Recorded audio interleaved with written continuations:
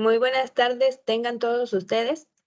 Para continuar con las actividades del 15º Foro de Matemáticas del Sureste, recibimos la ponencia Actitudes y creencias de docentes que imparten la asignatura de matemáticas en nivel medio superior mediante la adaptación de un instrumento de evaluación sobre el uso de la historia de las matemáticas.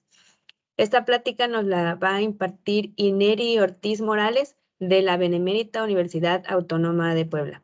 Bienvenido. Adelante. Muchas gracias. Permítame Bienvenida. compartir pantalla. Así es. ¿Sí se ve? Sí, se ve muy bien y se escucha bien. Adelante. Okay. Bueno, primero que nada, buenas tardes.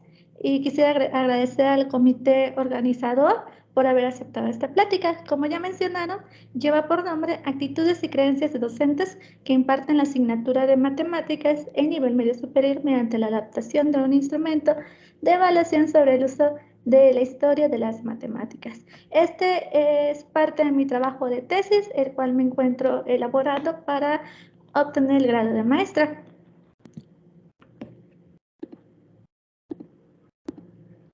Bueno, este es el contenido del que vamos a hablar el día de hoy. Una breve introducción, el método, resultados, conclusiones y anexos.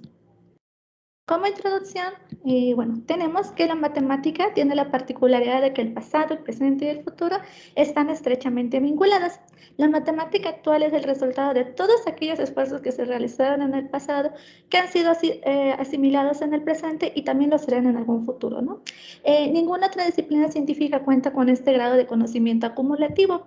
Ahora bien, sabemos que el camino de la enseñanza no es fácil, ¿no? Es complejo. Y para esto se han adaptado diversas estrategias para hacerla menos complicada, para hacerla más amena. Y una de ellas ha sido incorporar la historia de las matemáticas dentro de las clases de matemáticas. Y bueno, ante la pregunta que siempre está presente en los cursos de matemáticas en bachillerato sobre cuál es la utilidad de lo que se presenta en clases, la historia muestra que a menudo la matemática pues surge como una respuesta a una necesidad relacionada con aplicaciones a otras ciencias. Y bueno, debido a que el conocimiento de la historia de las matemáticas puede ser o no ser suficiente para animar a los profesores de bachillerato a que la utilicen en su práctica docente, si ellos no tienen actitudes positivas y creencias provechosas, ¿no? Y lo cual nos hace plantearnos la siguiente pregunta. ¿Cuáles son los niveles de actitudes y creencias de los profesores de bachillerato hacia el uso de la historia de las matemáticas en su práctica docente? Y pues nuestra hipótesis es que las actitudes y creencias sobre el uso de la historia de las matemáticas de los profesores de bachillerato son más positivas según el grado de implementación de las actividades históricas en el aula. Tenemos que la historia de las matemáticas es el área de estudio de investigaciones sobre los orígenes de descubrimiento en matemáticas, ¿no? De los métodos de evolución de sus conceptos, definiciones, teoremas, etc. Y la integración de la historia de las matemáticas es una herramienta que ayudará al alumno, pero no solo le va a ayudar a la comprensión más amplia dentro del aula, sino también en su vida diaria. Tenemos que Hofstadter y Jambitz ha investigado sobre el tema, ¿no? Sus argumentos sobre el uso de la historia como herramienta pone atención sobre cómo se aprende en matemáticas, pudiendo ser esto un factor motivador para los estudiantes en su aprendizaje y en su estudio de las matemáticas. Jambitz nos las divide como en dos partes, una como herramienta y otra como objetivo. Como herramienta nos dice que permite mejorar la actitud del estudiantado frente a las matemáticas, mientras que como objetivo dice que quiere conseguir que el alumno conozca hechos históricos matemáticos. Y para lograr el objetivo de un aprendizaje óptimo hacia el alumno, es necesario que quien imparta la enseñanza, es decir, el profesor, esté adecuadamente capacitado, pero que no solamente esté capacitado con el conocimiento matemático analítico que se requiere, sino también de cómo poderlos adaptar dentro del aula. Y para ello vamos a hablar de actitudes y creencias de los profesores. Entonces, diversos autores han estudiado estos conceptos en distintas áreas, por tanto, pues existe variedad de definiciones en estos conceptos. Sin embargo, nosotros vamos a quedarnos con el Philip, que es el que más sentimos que va al caso que estamos estudiando, el cual nos la define como las actividades conductuales, las actitudes nos las define como las actividades conductuales reales o potenciales de los seres humanos que reflejan sus pensamientos e ideas sobre un tema, una situación y una persona. Y para actitudes, para creencias, tenemos que el término de creencias se utiliza para describir las construcciones mentales personales que son subjetivamente ciertas para los profesores, que poseen cierto grado de seguridad y que no son consensuadas, ¿no? Entonces, ahora primero hay que diferenciar que una cosa son las actitudes hacia las matemáticas y otra cosa las actitudes matemáticas. La actitud hacia las matemáticas está relacionada con la valoración, el aprecio, ¿no? Y esta pues se enfatiza más en el aspecto afectivo que con el cognitivo. Por el contrario, las actitudes matemáticas, estas tienen que ver más con la habilidad generales revelantes para el trabajo matemático y principalmente se caracteriza por las capacidades de los sujetos de modo de utilizarla. Tenemos que Aiken fue de los primeros que realizó los intentos para medir las actitudes hacia las matemáticas, pero no fue solo, sino también con aportaciones de Dalton y Bloom, siendo ellos los considerados como los pioneros en el tema. Y pasando al método, a la etapa del método, tenemos que nuestra investigación es de tipo cuantitativa y la población con la que se realiza esta investigación serán los profesores que imparten la asignatura de matemáticas en el CCT, que por sus siglas significa Colegio de Estudios Científicos y Tecnológicos del Estado de Veracruz. Esta es una institución educativa de medio superior y brinda educación técnica. Entonces, nuestra población van a ser los profesores que poseen el perfil de ser docentes en la asignatura de matemáticas, ¿no? Y tenemos criterios de selección. En el primero son los inclusión, que son los profesores de matemáticas. El segundo son el exclusión, que son los profesores que no tengan clase frente a grupo. Y criterios de eliminación serán aquellos profesores que no completen la encuesta o la entrevista correctamente. Nuestra muestra nos dice que es una muestra tipo censal, ¿no? La cual serán los profesores de matemáticas del bachillerato de este colegio, pero del plantel número 1 solamente, que se encuentra ubicado en Tres Valles, Veracruz, ¿no? Dado que la población es pequeña, para esta investigación, pues se tomará toda para el estudio, por lo que se define como muestreo censal. Nuestra metodología cuenta con 3 etapas. Tenemos la primera, que es la adaptación. En esta etapa se usará una adaptación del instrumento del PASLAB. Después se hará una validación por pertinencia y claridad. Y también se usará una validación por traducción-retrotraducción. Y por último pasaremos a la etapa de confiabilidad, donde se realizará una prueba piloto para obtener el grado de fiabilidad de nuestro instrumento. Este es el instrumento original, el cual se encuentra en otro idioma, por lo que pasamos a la validación de traducción-retrotraducción. Esta va a consistir en que tenemos nuestro instrumento original, en este caso se encuentra en el idioma inglés, y una persona bilingüe lo traduce al idioma español. De ahí, o por otra persona bilingüe lo traduce de nuevo a su idioma original. Una vez que pasamos esa etapa, ya tenemos nuestro instrumento adaptado. Como podemos ver, el instrumento cuenta con 35 ítems y ya nosotros les pusimos unas columnas de pertinencia y claridad, que es lo que se va a evaluar más adelante, ¿no? Para ver si nuestro instrumento es pertinente y claro. Y así queda nuestro instrumento. Y tenemos la etapa de validez y confiabilidad. Entonces, en esta etapa de validez hay que considerar que para este tipo no se puede expresarse cuantitativamente, que es más bien una cuestión de juicio y por tanto se estima de manera subjetiva o intersubjetiva, empleando usualmente el denominado juicio de expertos. ¿Qué es el juicio de expertos? Pues esto se define como una opinión informada de personas con trayectorias en el tema, que son reconocidas por otros expertos en el tema. Entonces, primero lo que se hace es se selecciona al menos un grupo de 3 expertos o jueces. A cada uno se le da información escrita suficiente y detallada sobre qué es lo que queremos evaluar. Cada experto debe recibir el instrumento de validación. Se recoge y se analizan los instrumentos de validación y se decide si los ítems tienen un 100% de coincidencia favorable, van a quedar incluidos en el instrumento. Por el contrario, si tienen 100% coincidencia desfavorable, quedan excluidos. Y los ítems que tengan pues una coincidencia parcial deben ser revisados, reformulados o sustituidos. Y nos dice que si es necesario, nuevamente hay que validarlos. ¿Qué se validaba en este instrumento? Por nuestro juicio de expertos, la pertinencia y la claridad. Queremos ver qué tan pertinente y qué tan claro es nuestro instrumento. Entonces, al yo referirme a pertinencia, quiero decir que si el ítem sirve y si es adecuado para describir las variables que se especifican en el instrumento. Quiere decir si estas son oportunas y si van de acuerdo al tema. Y por otro lado, tenemos que la claridad pues, se define si es fácil de entender lo que el ítem nos quiere decir. Y esta es una parte de nuestro instrumento, el cual se le va a dar a nuestro juicio de expertos y se le especifica que la columna P significa pertinencia y la columna C claridad. Y que ellos van a poder calificar del 1 al 5, considerando el 1 menos claro o menos pertinente y 5 lo más claro o más pertinente. Y bueno, nuestro instrumento fue enviado por 3 profesores, por 3 expertos, los cuales nos calificaron los 35 ítems, la pertinencia y claridad de cada uno de ellos. Una vez que ellos nos entregaban los resultados, nosotros pasamos a analizarlos de manera grupal, ¿no? Tenemos que esto fue nuestros resultados de la validez. Tenemos que en pertinencia se dividen las actitudes y creencias. Nuestro instrumento está dividido en una sesión, en un bloque de actitudes y en otra de creencias. Y igual también se evaluó la claridad de ambos, ¿no? Estos son los resultados gráficos, donde podemos ver visualmente mejor los resultados. Tenemos por un lado en actitudes.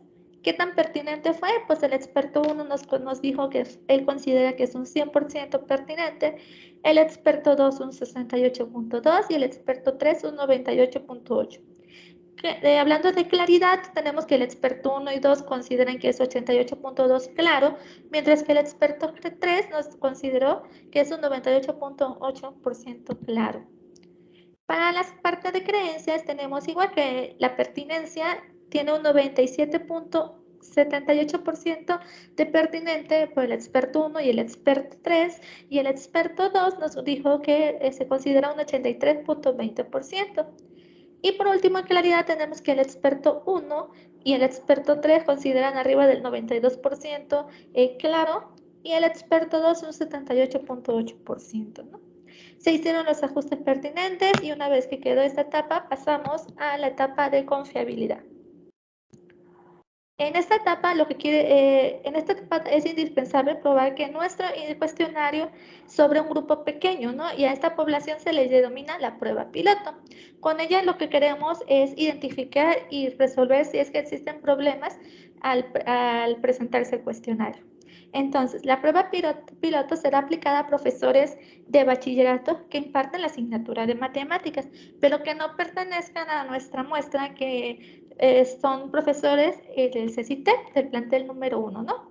Entonces, esta prueba fue aplicada a 3 profesores que no pertenecen a este colegio y posteriormente se analizaron los resultados mediante el coeficiente de Albert-Cronbach para estimar su confiabilidad. Y estos fueron nuestros resultados que se presentaron. Ya en esta etapa el profesor tomó el instrumento y calificó cada ítem, ¿no? Fueron 3 profesores y haciendo lo del coeficiente de Alba de Cronbach tenemos un resultado del 0.74, el cual se considera bueno. Y con esto podemos pasar a la siguiente etapa, que fue la aplicación del instrumento. Entonces, ya una vez que tenemos todas las etapas realizadas anteriormente, pasamos a esta etapa que es la aplicación del instrumento. Entonces, tenemos que nuestro instrumento consta de 35 ítems.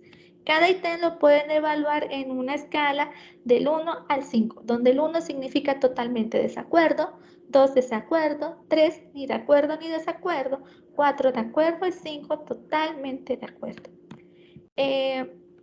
La aplicación del instrumento se realizó de manera presencial el día 10 de diciembre del año pasado y se aplicó la encuesta que lleva por nombre Actitudes y Creencias hacia el uso de la historia de las matemáticas en educación matemática, a los profesores que imparten la asignatura de matemáticas en el plantel número 1 del CECITEP. La plantilla laboral de esta institución consta de 8 docentes. Y a cada uno de los docentes se les dio un instrumento, se les dio las informaciones y la instrucción clara y precisa para poder responderlo, y no se les dio límite de tiempo para que ellos pudieran responderlo con total calma. Una vez que ellos nos regresaron el instrumento, fueron analizados los resultados de manera manual y se realizaron tablas y gráficas. Y pasamos a la etapa de resultados. Entonces, tenemos que nuestra encuesta fue contestada solo por 7 docentes, ya que el profesor número 8 no se presentó a laborar durante todos estos días de la aplicación de la encuesta. Y tenemos aparte a otro profesor, que fue el profesor número 4, que no respondió de manera correcta, por lo que se consideró excluirlo a estos dos profesores. ¿Por qué? Por los criterios de eliminación. Y este es el perfil de los docentes. Como podemos ver, pues tenemos a 8 docentes, pero el profesor 8, pues no tenemos datos. De los 7 docentes que nos quedan, podemos ver que en años de experiencia tenemos que la mayoría rebasa arriba de los 20 años de experiencia dando clases, a excepción del profesor número 6, que solo cuenta con 15 años. En su perfil igual vemos que en su mayoría son ingenieros, a excepción de este profesor que es el número 6, que es licenciado en matemáticas. Se le hizo una pregunta si alguna vez recibió capacitación sobre el uso de la historia de las matemáticas y casi todos nos respondieron que no, a excepción del docente número 2. Igual se les preguntó que qué tan a menudo seguían algún material sobre la historia de las matemáticas y pues en su mayoría nos dijeron que algunas veces, de vez en cuando, a excepción del profesor 6, que fue bien sincero y nos contestó que nunca. Antes de pasar a los resultados, tenemos que ver que en algunos ítems tuvimos que hacer una recodificación, porque si recuerdan, los profesores iban a calificar del 1 al 5, pero algunos ítems estaban redactados en su forma negativa, por tanto tuvimos que hacer una recodificación. Por ejemplo, ese ítem que decía, no tengo suficiente información acerca de la evolución histórica de los conceptos que enseño.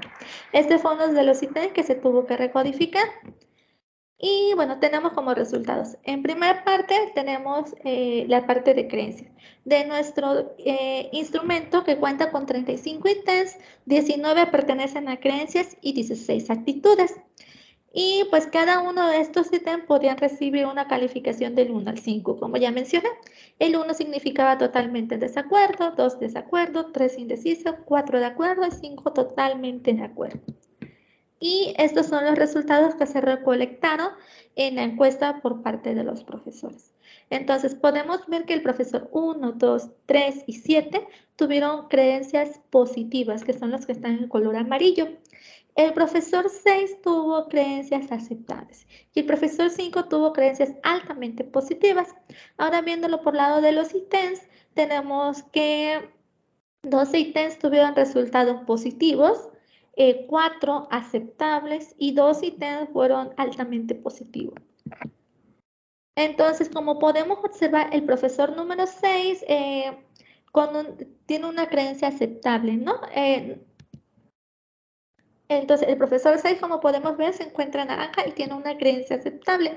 Este docente, si recuerdan, es el profesor que es licenciado en matemáticas aplicadas y es el que tiene 15 años de experiencia dando clases. Por otra parte, los profesores 1, 2, 3 y 7 tienen creencias positivas. Estos docentes cuentan con más de 20 años de experiencia y todos son de perfil de ingeniería.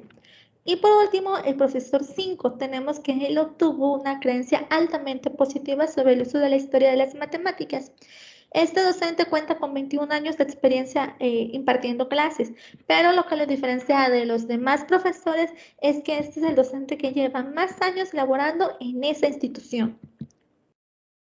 Y bueno, estos son los resultados gráficos. Como podemos ver, un profesor tuvo creencias aceptables, 4 positivas y 1 altamente positivas.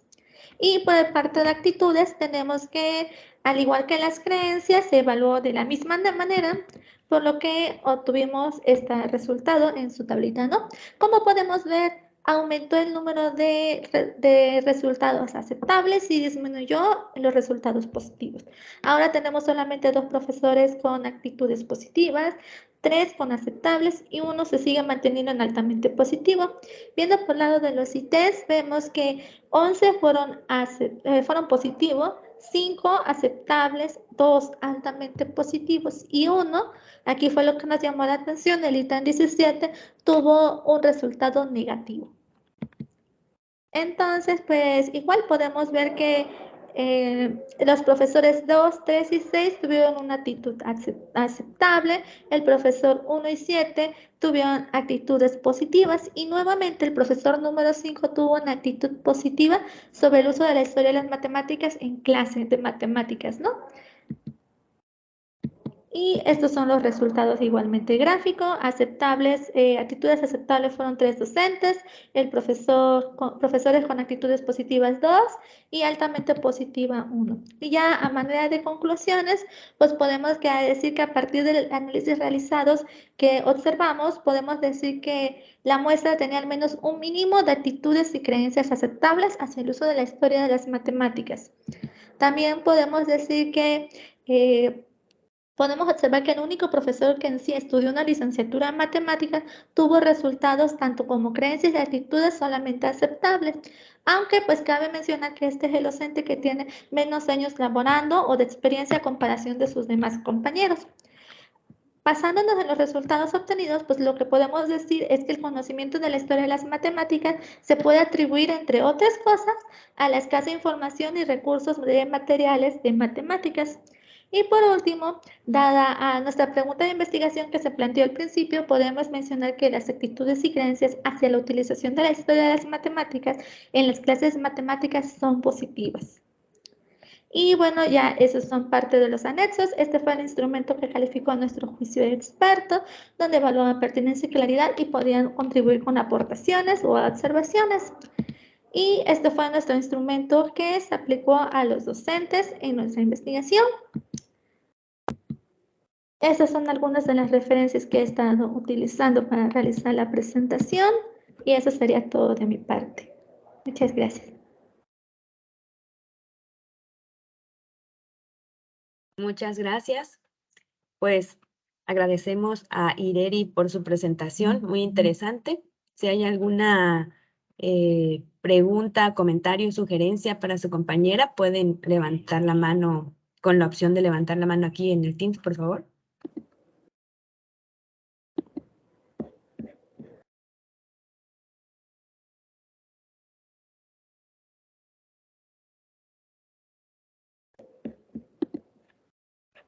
¿No hay preguntas? Sí, yo tengo una. ¿Cuál de las preguntas de tu ítem fue la más detonadora en relación a los maestros? La 17, de hecho, por eso la planteé como ejemplo de que fue de las que se tuvo que recodificar, el cual nos decía, permítame tantito. No tengo suficiente información acerca de la evolución histórica de los conceptos que enseño. Esa fue como la más que nos llamó la atención porque tuvo un resultado negativo y fue la única que se obtuvo un resultado negativo. De ahí en fuera todas eran como aceptables o positivas. Ok, gracias. Excelente trabajo. Muy bien. Gracias. Muchas gracias, Andrea, por tu participación. ¿Alguna otra pregunta o comentario? Con gusto pueden encender su micrófono.